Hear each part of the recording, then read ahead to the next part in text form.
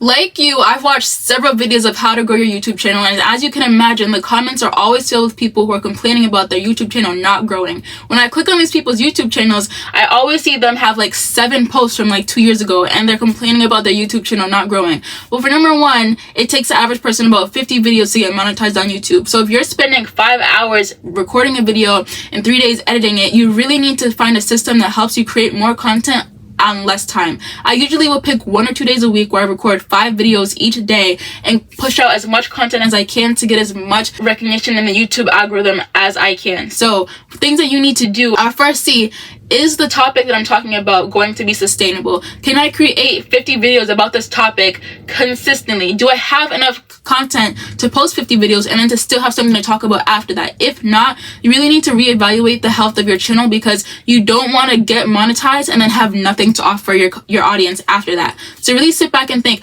is there a way that I can cut down on production? 2, is this a good niche, or do I need to make my niche a little bit broader? If you are talking about this one specific type of watch, can you branch out and talk about all watches? Are you talking about beauty? That's super, super broad. Are you doing lifestyle and vlog videos? Like, can this channel continue after I've created 100 videos? That is a really good question to ask yourself. Some tips to grow your channel are to think of your hook before you record your video. There are a lot of different components that go into making YouTube video great, and your hook is one of them. In your analytics in the YouTube studio, it'll tell you this percentage of people who are still watching your video at the 30-second mark.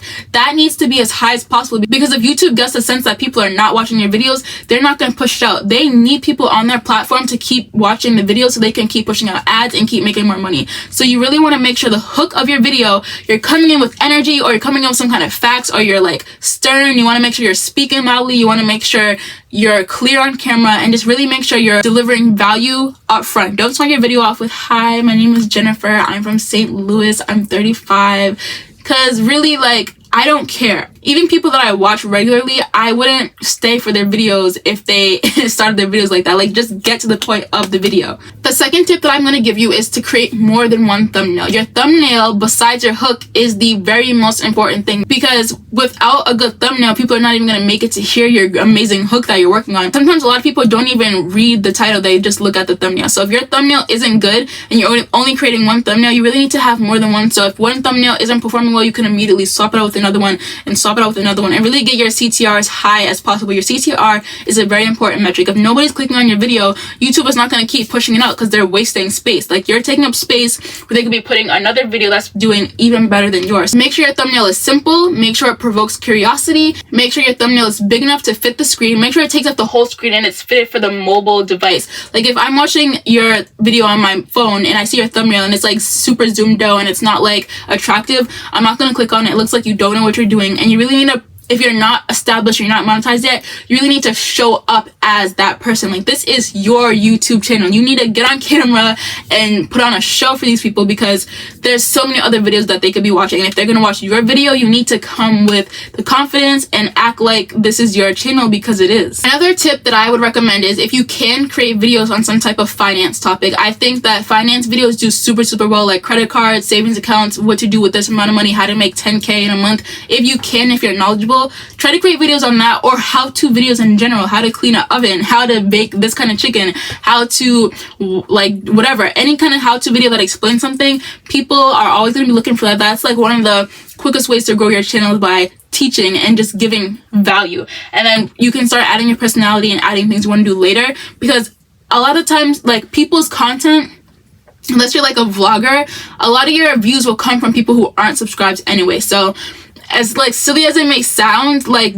get your subscribers up, but don't worry about those subscribers actually being the ones to watch your videos. Just keep building, keep giving value. Another thing you really need to do is take a look at the types of videos you are making, your topics.